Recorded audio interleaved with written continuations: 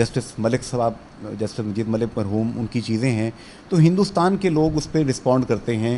Indian illegally occupied Jammu and Kashmir کے بھی وہاں پہ لوگ رسپونڈ کرتے ہیں.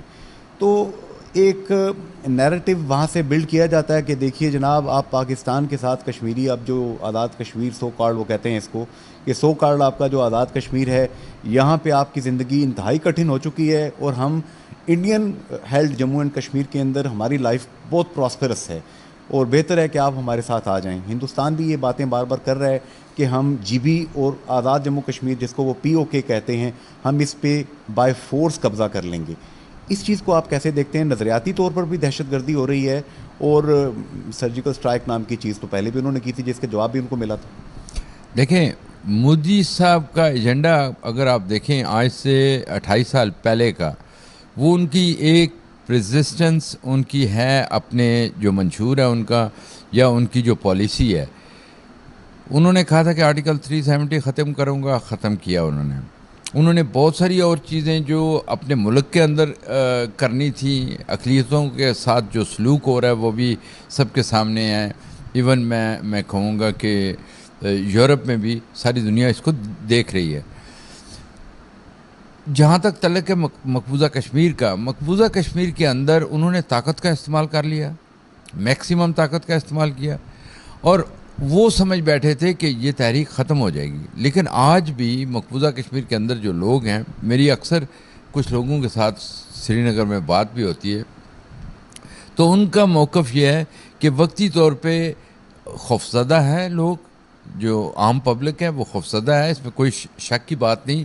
لیکن اس طریقے سے وہ 10 لاکھ کی فوج اگر کل وہ نکالیں وہاں سے، تو ان کو پتہ چل جائے گا کہ لوگوں کا ریئیکشن کیا ہے. یہ جو ڈیولپمنٹ کے نام پہ، ٹورزم کے نام پہ وہ کر رہے ہیں، وہ پبلک اس کو اس طریقے سے ایکسیپٹ نہیں کر رہی. وجہ کیا ہے کہ اس میں سارے وہ جو ڈیموگرافی چینج کرنے کے لیے انہوں نے آلموسٹ 4 ملین سے زیادہ جو ہے نان کشمیریز کو ڈومیسائل دیے ہیں. ان کے ذریعے وہ اس کو جو اس کی ڈیموگرافی ہے اس کو چینج کرنا چاہتے ہیں، اور وہ پریزنٹ کرنا چاہتے ہیں دنیا کو کہ یہ دیکھ لیں کشمیر میں تو کوئی امن ہے، لوگ تو بڑے خوشحال ہیں. لیکن اس میں بھی وہ کامیاب نہیں ہوں گے. وجہ یہ ہے، یہ ابھی G20 کی جب وہاں ایک لو لیول کی میٹنگ ہوئی تھی، اس میں جو مجھے میرے چند دوستوں نے وہاں بتایا کہ وہ جو ان کے استقبال کے لیے بورڈ لگتے تھے، ان بورڈ کے پیچھے سیکیورٹی فورسز ان کی جو ہے ان کے بندے کھڑے ہوتے تھے.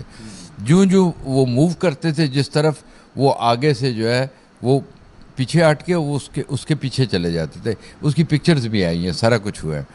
یہ ساری دنیا جانتی ہے. لیکن بدقسمتی یہ ہے، اس وقت ہمارے لیے بدقسمتی یہ ہے کہ جو ویسٹرن ورلڈ ہے اس کو انڈیا کی بہت ضرورت ہے اگینسٹ چائنا. اس کو آپ دیکھیں، بہت ساری ملٹی نیشنل جو ہیں وہ چائنا سے ہٹ کے انڈیا میں انویسٹ کر رہی ہیں، وہ وہاں سے شفٹ ہو رہی ہیں. تو ان چیزوں کو اگر آپ دیکھیں تو، لیکن ایک بات ہے، ابھی آپ نے کینیڈا والا واقعہ سنا؟ کینیڈا میں جو سکھ رہنما تھا اس کو ہردیپ سنگھ اس کو قتل کیا گیا، اور جو پرائم منسٹر ہیں کینیڈا کے، انہوں نے پارلیمنٹ میں کھڑے ہو کے کہا کہ میرے پاس پروف ہیں، یا میں سمجھتا ہوں کہ یہ لنک جو ہے نا کس طرف جا رہا ہے، انڈیا کی طرف جاتا ہے. اس پہ واویلا ہوا، ڈپلومیٹ وہاں سے نکلے، یہاں سے نکل رہے ہیں. اس میں آ کے انڈیا نے غلطی کی ہے میرے حساب سے.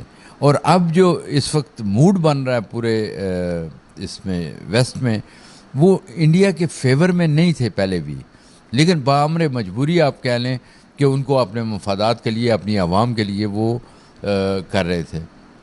اب اس وقت جو ہے یہ نیو یارک ٹائمز نے ایک سٹوری چھاپی تھی جون میں، اس کے اگست میں سوری، اور اس کو بنیاد بنا کے انڈین جو ان کی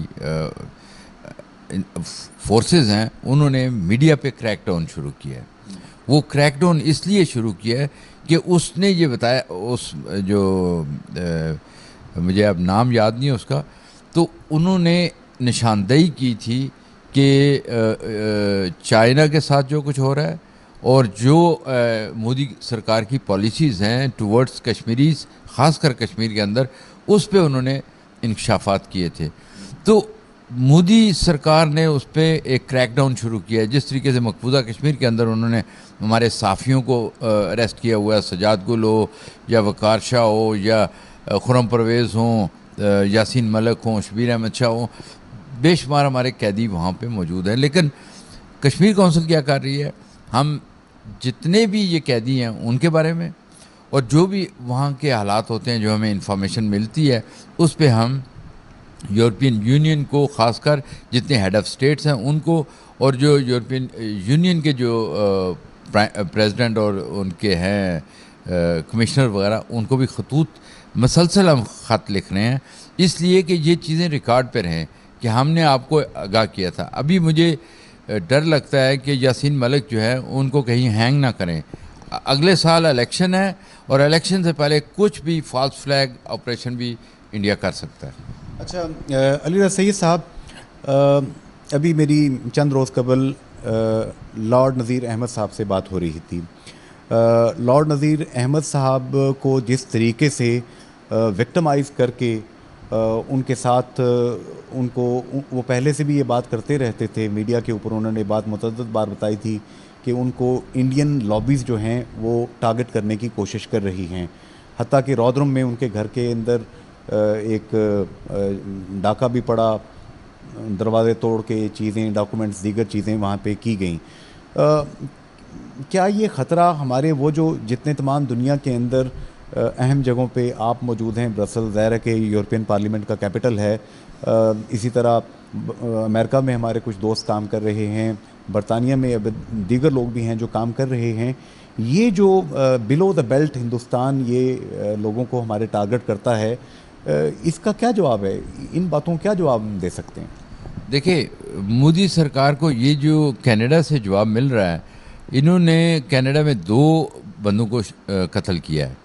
اسی طریقے سے اگر آپ دیکھیں کہ پچھلے چند ماہ میں ایک لاہور میں، ایک راولا کوٹ میں اور ایک کراچی میں بھی جو لوگ منسلک تھے تحریک آزادی سے ان کو بھی قتل کیا گیا.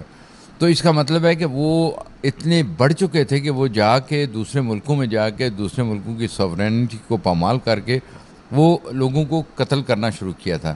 وہ سمجھتے تھے کیونکہ ویسٹ کو ہماری ضرورت ہے تو ویسٹ بولے گا نہیں، لیکن ہر چیز کی ایک لیمٹ ہوتی ہے اور اب ویسٹ نے بولنا شروع کیا ہے.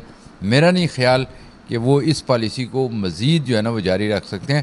خطرہ تمام جو کشمیری ڈائسپورا ہے اس کو خطرہ ہے، کیونکہ ان کا دماغ جو ہے وہ پاگل ہو چکا ہے مودی کا، کیونکہ وہ کوئی تنقید برداشت نہیں کر رہا ہے اور وہ ہر قسم کا ہتھکنڈا استعمال کر کے جو کشمیریوں کی آواز ہے اس کو وہ دبانا چاہتا ہے. جی علی رضا سید صاحب سے گفتگو کا ایک سیشن جو ہے یہ آپ نے دیکھا، دوسرے سیشن میں بھی کچھ باتیں ہوں گی جو کہ آپ کے سوالات ہیں جو سوشل میڈیا پہ آپ مجھ سے پوچھتے رہتے ہیں کہ جب بھی کبھی شاہ صاحب یہاں پہ تشریف لائیں، ایکسیس ہو ان تک تو ان سے پوچھے جائیں. ان کی کائنڈنیس ہے کہ یہ ٹف سے ٹف بات کا جواب دیتے ہیں، فیس کرتے ہیں. اللہ کشمیریوں کے مشکل کے دن آسان کرے، انہیں آزادی نصیب کرے، آمین. فی امان اللہ، اللہ حافظ اینڈ گڈ بائے.